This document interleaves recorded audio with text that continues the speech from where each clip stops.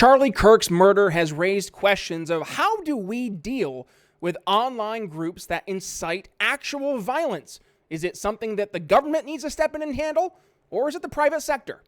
Yeah, let's talk about that. Instead of focusing on winning arguments, we're teaching the basic fundamentals of sales and marketing and how we can use them to win in the world of politics, teaching you how to meet people where they're at on the issues they care about. Welcome to the Brian Nichols Show. Well, hey there, folks. Welcome to today's episode of the Brian Nichols Show. I am, as always, your humble host, joining you from our lovely Cardio Miracle Studios here in sunny Eastern Indiana.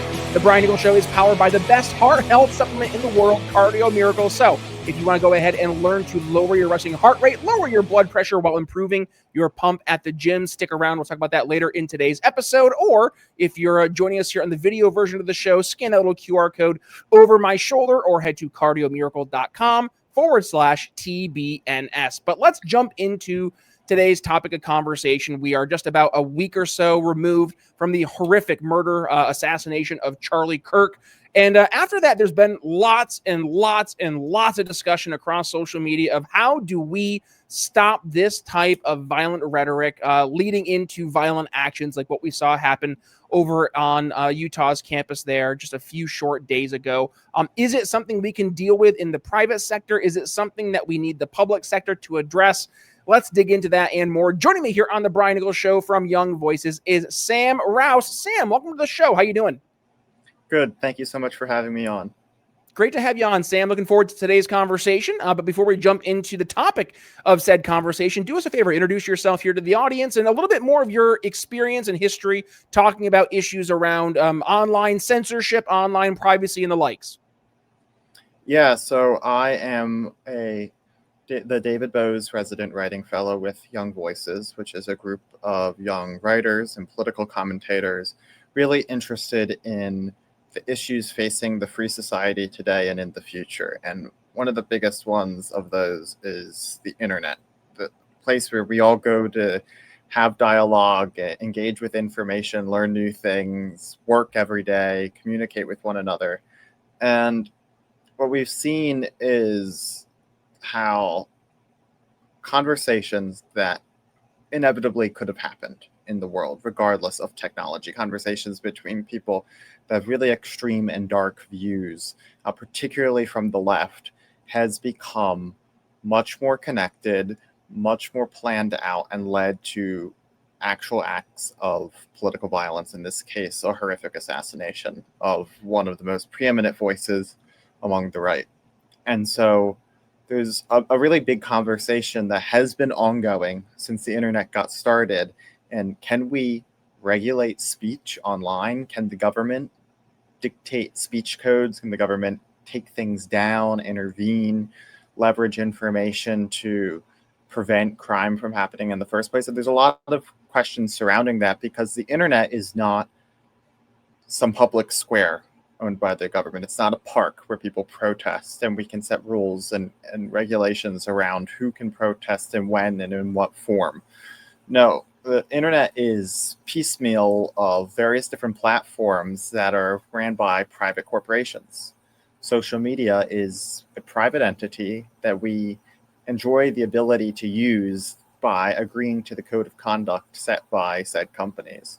Your phone line is dictated by SEC guidelines, sure, but it's ultimately private internet waves. And so at the end of the day, this is a really tricky conversation because we're not talking about a public square. We're talking about actually private entities that just the public very broadly use. And there's been a really light touch by those companies in terms of the speech that they curtail because of our culture in the United States. In comparison with places like Europe or China or other parts of the world, we really value our free speech. We really allow people to say things, even if they're complete and utter nonsense. And so it's this tricky situation when companies are now trying to face the reality of when this can spiral out into violence, into death, what we can do about that. And I think it's a really difficult issue to assess. For sure, man. And let's go back to the first piece you raised up here.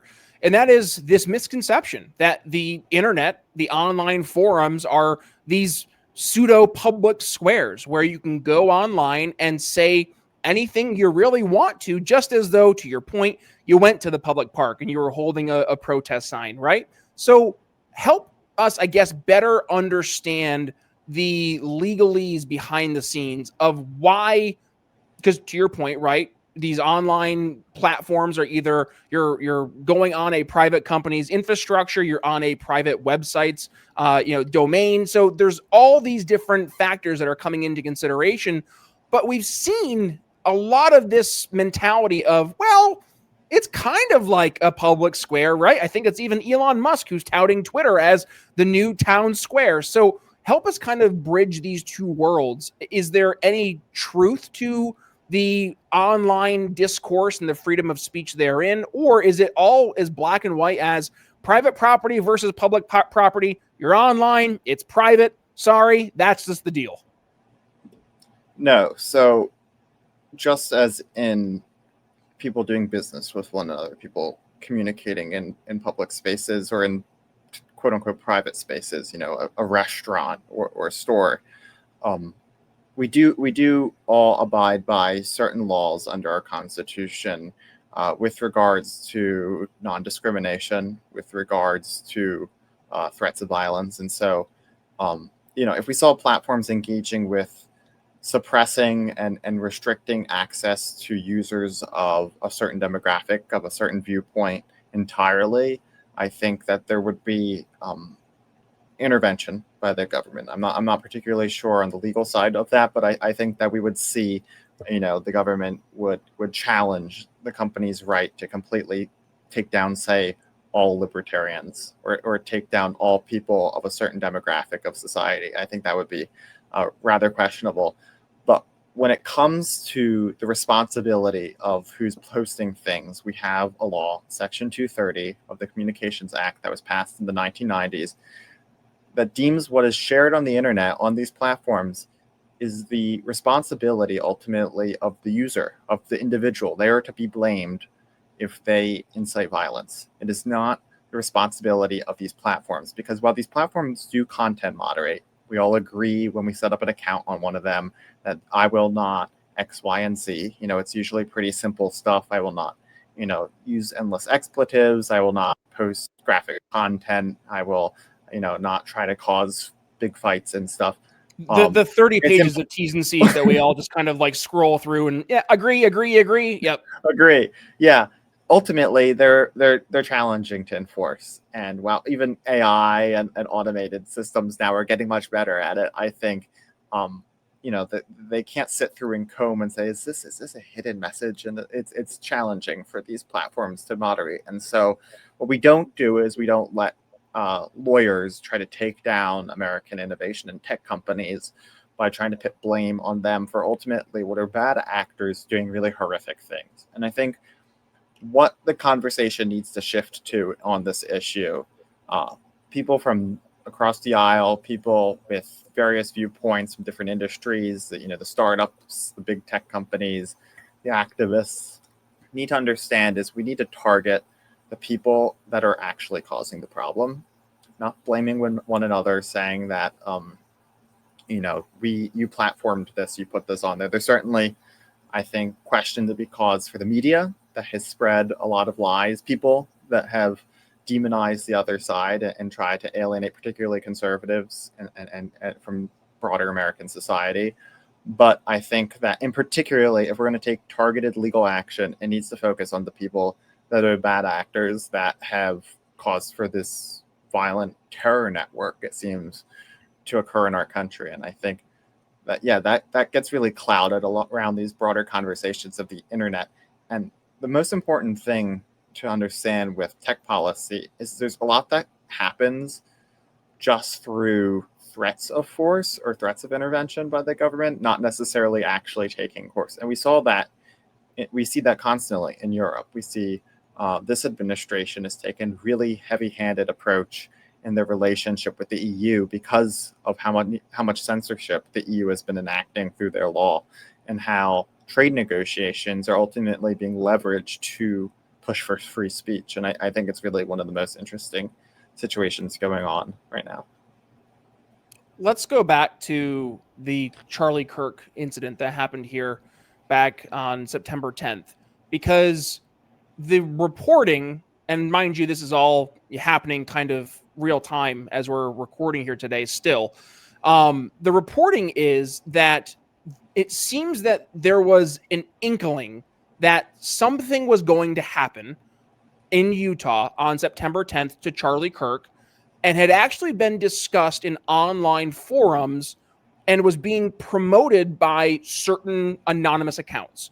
And these manifested in posts saying something really big's about to happen at Utah with Charlie Kirk, just pay attention. And we see this coming out.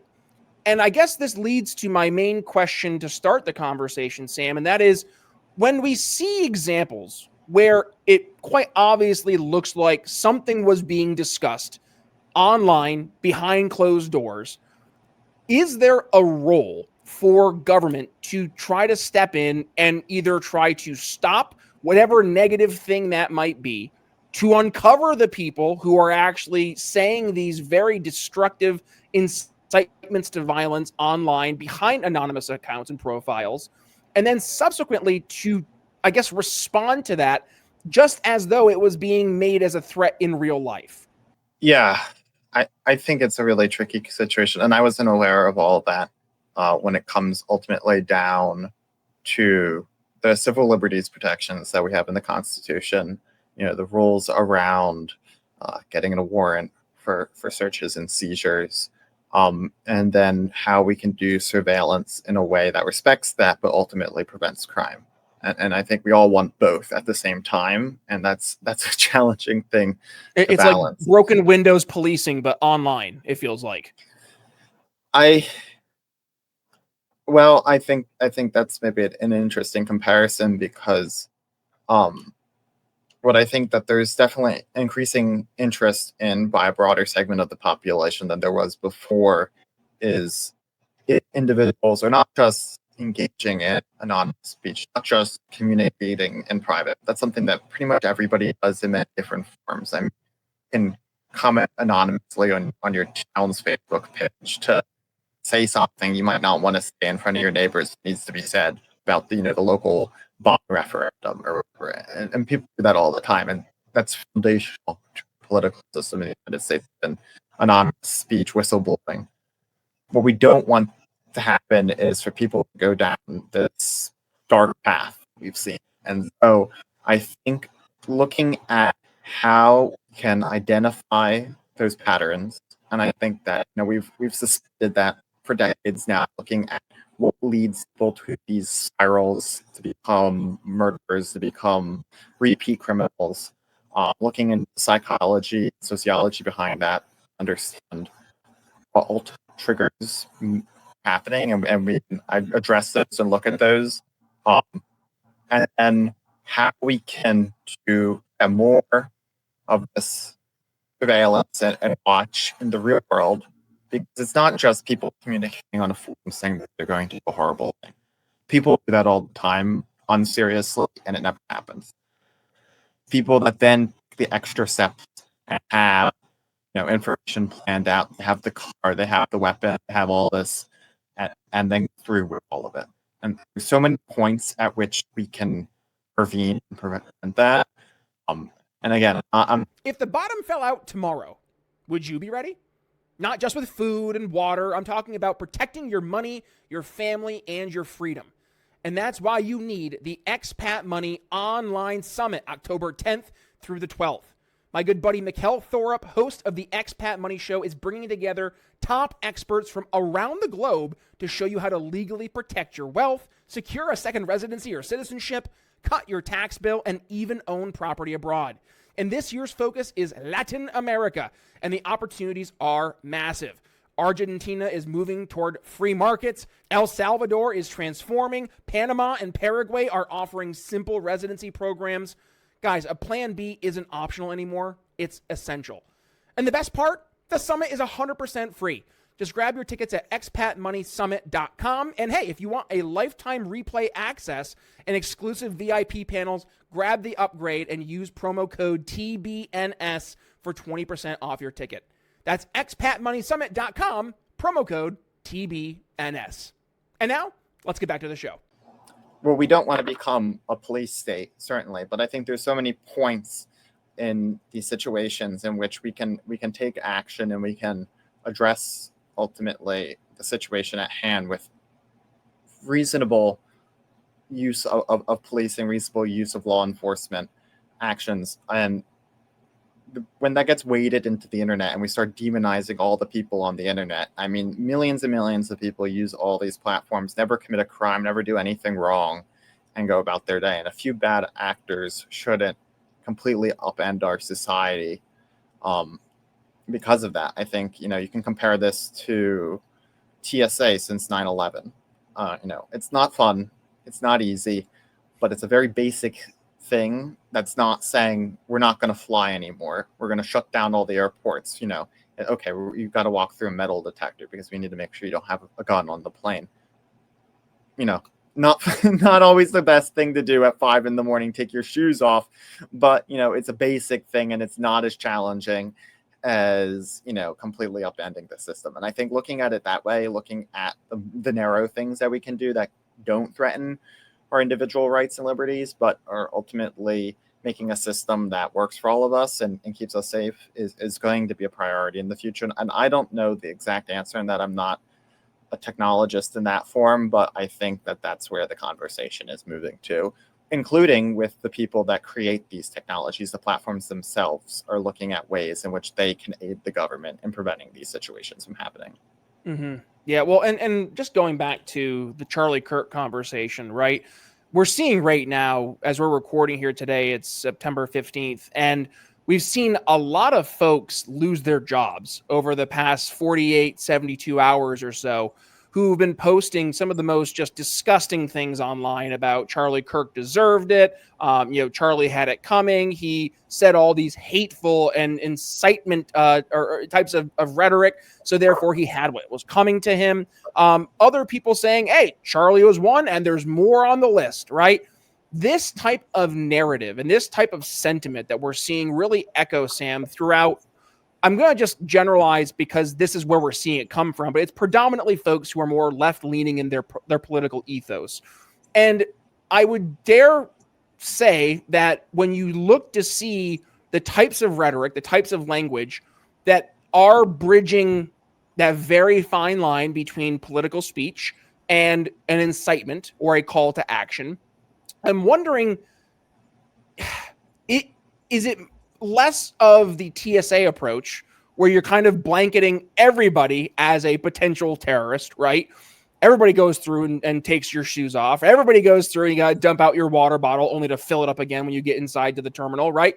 But instead, if it was more of a, hey, and this might feel icky to some folks, but we're going to target people who we feel are going to be more of a threat versus just making everybody go through and deal with all the negative things we have to deal with in order to board a plane. I'm wondering if that mentality is going to carry over in what we're seeing here from a federal response based on what just happened with the Charlie Kirk assassination and the subsequent responses that we've seen online. Is there anything that you think from a technological standpoint, and I know to your point, you're not necessarily somebody who's building these solutions, but have you seen anything that maybe is same church, different pew to addressing a similar type of issue in other countries or what have you that is taking this type of an approach? I think no. I at least in terms of other countries, no. The other countries like to take very broad, sweeping. Yeah, they would shut off social media just like New Zealand banned all guns. That's kind of how they look at these things. That's not what we do. And I do think that this administration is going to take a very limited look into certain groups, certain extremist groups that have incited violence. This isn't the first time that they've caused a scene or done something so horrible like the assassination, but groups that have rioted in our cities, groups that have threatened law enforcement, ICE agents, the list goes on. And they're going to go through the proper legal procedures, which is getting a warrant to search their information, be able to seize their computers, be able to access their platforms, and get the information needed to prosecute them for what they've done, which is incitements of violence and causing for violence and murder and mayhem. That is very much on the table, and I think very much going to happen. And I think it's a great example of, a narrow-scoped approach that can be taken, because people making horrific jokes and saying that they don't care about the murder is awful, but it's one thing. That people losing their job isn't a legal intervention. It's the employer, because employment is at will. And it's not something that the government can say, no, you have to keep them because they express this horrific people. You can be fired over very basic things. And the left has played this game, and now they're winning stupid prizes from it. But when it comes to the government's role in all of this and what they are going to do, I think they're going to focus specifically on the people that are actually a threat of then causing these situations, not necessarily the people that are egging it on through rhetoric.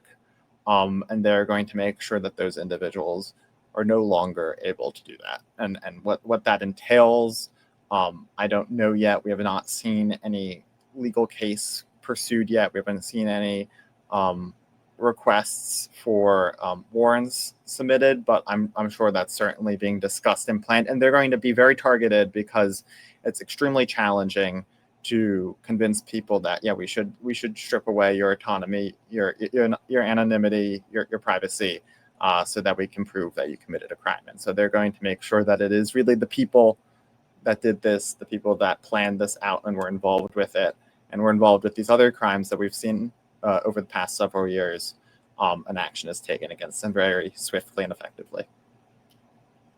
I mean, like, a first place to start looking, I think, would be, Antifa, or even, I would say, some of the DSA folks. And I know that that's probably not the best libertarian answer, and I get that, right? And maybe I need to turn my libertarian card in. Who knows? I'll have to go ahead and reach out to all the betters there that will tell me how wrong I am. But like, when you look at these issues, Sam, and this is where I get stuck, not from our conversation, but just the overarching problem we're facing, is that by the time it's incitement to violence, that's telling me there's something inside. There's something cultural that's poisoned, because it's leading people to have these types of reactions. People actually calling for violence, calling for horrible actions to be taken against people they disagree with, right? That doesn't just all of a sudden pop up out of nowhere. It's festering behind the scenes. It's being discussed by folks who think like them. And I'm not one to say, hey, government, go and wave this magic wand and get rid of these people online from having conversations, because I know the libertarian in me knows that as soon as you ban things, it pushes it underground. But at the very least, I feel that there should be consequences. Like, if you're fostering this type of sentiment, and you're obviously doing so to poison the well, to build up the vibes, to create a situation where there is an incitement to violence. For example, Hassan Piker, in response to, I think it was Senator Tom Cotton, saying that, this is back during the George Floyd protests, that potentially the federal government should have a role in trying to quell some of the riots. And Hassan Piker, in response to that, just literally quote tweeted him with an image of how to make your own shotgun at home using just pieces of random, material around your house. That is quite obviously something he's implying, right? And this is, Hassan Piker, Destiny, Vosh, all of these left-wing commentators. Go watch Jubilee for an hour, and I'm sure you'll get 20 of them that you could instantly go and point to as potential rabble-rousers, who they're not just asking questions. They're not just having political conversations. They are, in many cases, trying to push their audiences to get as radicalized as possible with hidden or sometimes overt incitements to violence. Whether it's sharing a post on how to create a shotgun at home, or it's Destiny saying that these people should be taken out, or go down the list of horrific types of things that have been said by some of these commentators, then what happens is people who listen go on to these online groups with anonymous profiles, feeling comfortable and confident because they just saw Hassan say it on live stream. I should be able now to talk about this behind closed doors with people that are thinking like me and talking like me. And all it takes, Sam, is one or two of them to say, you know what? Maybe we should do something. Maybe we should act on this. And this is where I'm really torn, because when I see folks like Hassan, Destiny, Vosh, you go down the list here, making these very credible, articulated approaches to, if not trying to incite violence, they're at the very least giving people the tools, right? Giving people the ingredients to now go and act and do things. And I'm stuck on how do we bridge that world of this is happening. We're watching it happen in real time. We're seeing the consequences of this being discussed in open forums, leading to actual political violence. What's that middle ground? Is it, hey, private companies, you gotta take ownership. Like if you're Reddit, your Facebook, your X, you see these groups, you gotta nuke them. Like you gotta do something. Or is that a slippery slope to what we saw happen during COVID, where conservative groups and all that kind of stuff were nuked and shut down? Like I don't have a good answer, but I think we should be able to walk and chew gum at the same time and say, hey, people questioning an official government narrative on a man-made or just organic pandemic, and then the responses to said pandemic, that's one thing. And then people literally talking about glorifying and inciting actual violence on political enemies in their own verbiage. I think those are pretty two obviously different types of things. So help me out here, Sam. Am I on the right path? Am I talking out my butt? What's going on? You're trying to stay sharp, whether it's for work, learning, or just not forgetting where you left your keys. Been there. But lately, the mental fog hits hard. And brain fog isn't just stress. It's often tied to poor blood flow and low nitric oxide levels, because your brain needs oxygen just as much as your other muscles do. Because without it, you're slower to process, less focused, and more fatigued. And that's one of the many reasons why I trust Cardio Miracle. Not only does it boost nitric oxide for heart and circulation, it supports cognitive clarity, focus, and even mood regulation thanks to its unique blend of L-arginine, CoQ10, vitamin D3, and antioxidant-rich superfoods. So if you're tired of feeling mentally cloudy, give your brain what it's craving. Click the link in the show notes, scan that little QR code over my shoulder, or head to cardiomiracle.com/TBNS, which will give you 15% off your order. Just look for the little note on the website saying you're shopping with Brian Nichols. One more time, that's cardiomiracle.com/TBNS. And now, let's get back to the show. No, I think you hit the nail on the head. And I don't know how far we want to go with the government being involved with the businesses that run these platforms, the tech companies, to interfere with speech before it's spoken. That's a thing I think ultimately for the tech companies to reckon with, and for them to look inward at their values, at what they care about, at the kind of communities that they want to build. Ultimately, these are communities, these are public squares. What kind of park do you want to maintain in your little virtual city? But none of that matters. None of these commentators mean anything if nobody's listening to them. And I want to ask why people turn to these people. I don't understand why people want to listen to Hassan Piker, other than I think we've been fed since an early age, I'm speaking as a Gen Z, that to hate America, that everything's wrong with the world, that we can't afford things, that we can't change or better our lives, that we can't overcome adversity and, pull ourselves up, make money, improve our health, improve our family, find friends, find relationships, the whole 9 yards. That comes from the education system. And so on this particular issue, I think the anti-Western brain rot that has led people into these dark spirals is not the fault of social media, and it's not the fault of people putting out bad stuff influencing, because there's been crazy kooky newspapers for hundreds of years. There's been people, your crazy cousin telling you weird stuff that could lead you off into a spiral. but you didn't listen to them because we ultimately had values that were instilled from us in a young age that, we live the American dream. We have plenty of opportunity in this country. What your life is today could be totally different than your life tomorrow if you take advantage of all the opportunities in this country.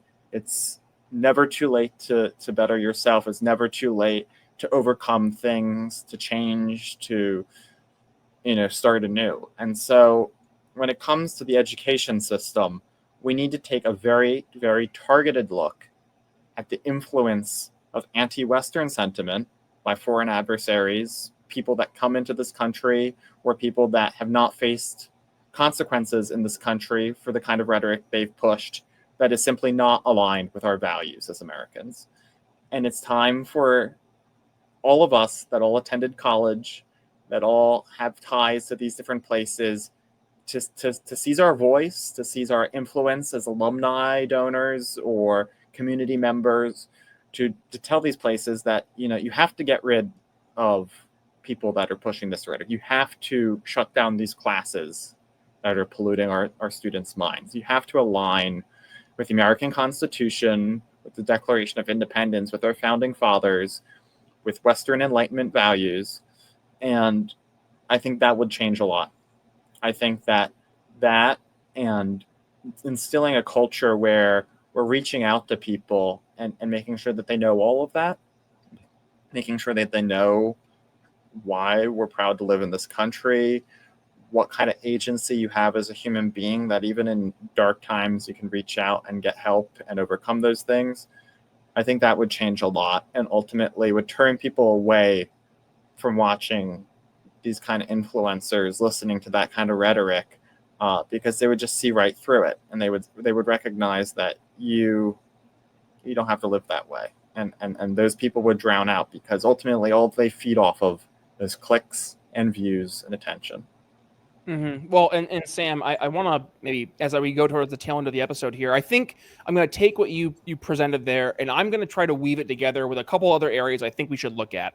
And maybe it's kind of an old fuddy-duddy. Like, I grew up in the era where it was, is it campus reform? It was someone who used to have the bumper stickers at CPAC, which said, "I don't believe the liberal media," right?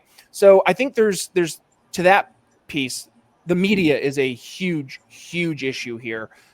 We have watched over the past 15, 20 years, especially, but I mean, go back even further. We're going back to the Walter Cronkite era, right? Where the media was presenting what was the truth, right? And I'm using a capital T. They were the truth sayers, right? So if you didn't hear it from CNN or NBC or CBS or ABC, probably wasn't legit, right? Always you check your sources, make sure it's coming from a reputable source. Or I've told this story before on the show. Back when I was in college, I was the college Republicans president, and we had a special guest speaker coming to campus, and she was a media, something. I forget her role, but she was in her mid 60s or whatever. And before she gave her talk, there was a dinner on the college campus at the president's home, and she was there, and all these folks who were involved in college politics or campus administration or whatnot were invited to come. And we're sitting there chatting before we had dinner, and she's going around talking to all the students, and comes up, I'm the college Republicans president at the time, and she's like, "Well, I hope you get your information from reputable sources like CNN or the New York Times, and not that garbage stuff like Fox News," right? And that was in the 2010s, Sam, right? So I see that, and then you look at how the narratives from the media are presented as they're the truth, right? And then they will open zero room for any real substantive debate. So I think that's part one. Part two, I think you hit the nail on the head. The education system is absolutely broken, and we look no further than the deep-seated tentacles that is the teachers' unions have so infiltrated our education system and have poisoned the well when it comes to the folks who are actually educating our kids, for sure. But then I think number three is social media. I think the advent of social media over the past 20 years or so has really started to show there are a lot of negative consequences. Namely, when you take kids, and this goes back to parents actually having responsibility in how you raise your kids, but when you take children, who some over the age of 10, some under the age of 10, and you give them an iPad and you say, "Here's your escape right? We're going to dinner. Here's your iPad, or we're going on a long car trip. Here's your iPad, or you're going to your room. Here's your iPad. If you're not a parent who's actually paying attention to what your kids are looking at and what content they're consuming, you put all those factors together, the media, the education system, and then the social media aspect. I mean, it's a perfect storm, right? Because now you're getting force-fed information from a media entity that's going to tell you what is allowed and not allowed to be talked about. Then you have your education environments where all of a sudden the folks who are teaching your children are echoing back those exact same things. And oh, by the way, teachers are people too, believe it or not. So they are very much persuadable and impressionable. And they are also on social media consuming the same types of negative leftist content or very dangerous content that a lot of folks across the board who are on those platforms are consuming. And then you factor in the fact that young kids are also accessing this type of content. It turns into this big ball of ugh, because I know, and I think everybody listening to today, you can all think of that person in your life or those people in your life who this is exactly how they got to where they are, right? They only were looking at the folks they wanted to look at from media, from the education system, I learned it from my college professor, and then I saw it on social media, and then I heard the talking head on the CBS Evening News, all saying the same thing. I must be right. And this kind of goes to the whole conversation as we're recording today. Not really any decisions one way or another on the whole TikTok ban. Is it going to be divested to American interests? Is it not? We don't have an answer for that yet. But part of the narrative there was TikTok is brainwashing young folk. And when you have 170 plus million Americans who are consuming TikToks on a daily basis, I could see the argument. Over half of our country is going out of their way to look at information being presented from a communist Chinese website. Ugh, red flags all over the place. So I say all that, Sam. I definitely think that there's a lot that we as a country are facing right now in terms of what direction we go. But to your point, right, you can't fix the issue until you understand how you got the issue to begin with. My gut's telling me that if we were to start looking at those three areas, we would make way more progress in actually making things better. But it doesn't get rid of the sickness today. People are still sick, and I'm nervous. I don't know how we address those three areas proactively going forward while at the same point in time reacting to the damage already done. I guess, I'll leave my final thoughts with a question to you. Do you got any prescriptions here? Do you see any ways out of this that do not infringe on people's civil rights or their freedom of speech, freedom of association, but still taking in consideration we cannot allow incitements to violence? We cannot allow this rhetoric to just be rhetoric that then is utilized by folks when they want to commit acts of violence. What are your thoughts there? Yeah, I think that the mindsets that have taken over so many people, the only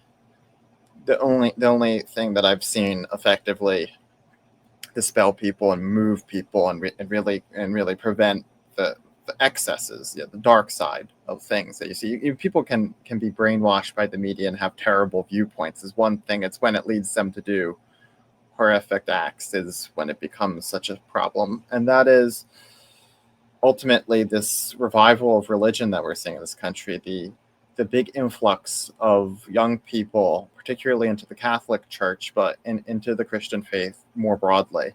And I think that centering our culture with values, particularly religious moral values, yet again, and ultimately the prayer for one another, the connection with one another through that community is maybe one of the most powerful tools to fight against that. And I think the only way to give us hope to overcome things and be able to focus on taking that different action that you suggested, which I think those are kind of all the right points to be hitting. But we need that hope before we can do that in order to power us through. And I think we've seen that in wake of the assassination, that the conservative movement has really been in a moment of prayer. Obviously, the Kirk family was in a moment of prayer, and Erica Kirk gave a great address about all of that. And I think that is what's going to power people through this moment and get them to be able to take action they need to take. Yep. No, amen. I was giving you the last word there, but no.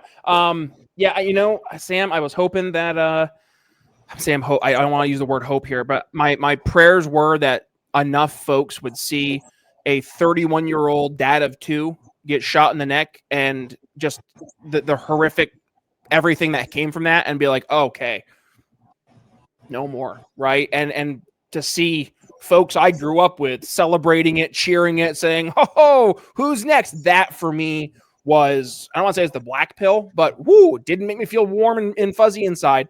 And I'm hoping that there will be enough cooler heads that will prevail. And to your point, I hope that lots of folks will actually, start taking steps to help heal our culture. And if there's any positivity, I know today's episode's been very doomy and gloomy. However, Sam, if there's any positivity, if you just go back and look this past Sunday, the number of folks who went to churches literally having lines to enter into the facilities because so many people felt the calling to go and bear witness to not just to Christ, but to actually come together as a community and mourn in Charlie's passing and his murder, but then to pray for something more positive to come in the future. I mean, that is, I hope, the route that we do take. I hope it helps heal the very real wounds that we have right now as a society. But I guess that's my final thoughts for today, Sam. Bring us home. What are your final thoughts, and where can folks go ahead and reach out if they want to continue the conversation after we wrap up today? Thank you so much for having me today. If listeners want to find me for more, I'm on X at SamRaus1, and you can check me out through all the Young Voices platforms. I write for a number of different outlets, so I pop up kind of all over the place. Thank you. Good stuff, buddy. All right. Well, with that being said, folks, if you got some value from today's conversation, please do me a favor. Go ahead and give it a share. When you do, tag yours truly at @BNicholsLiberty on X, Facebook, and Instagram.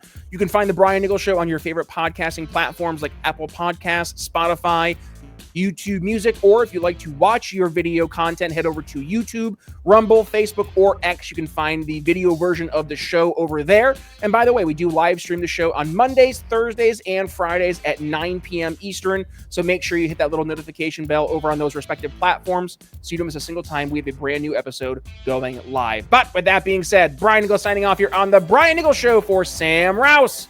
We'll see you next time. Thanks for listening to the Brian Nichols Show. Find more episodes at briannicholsshow.com.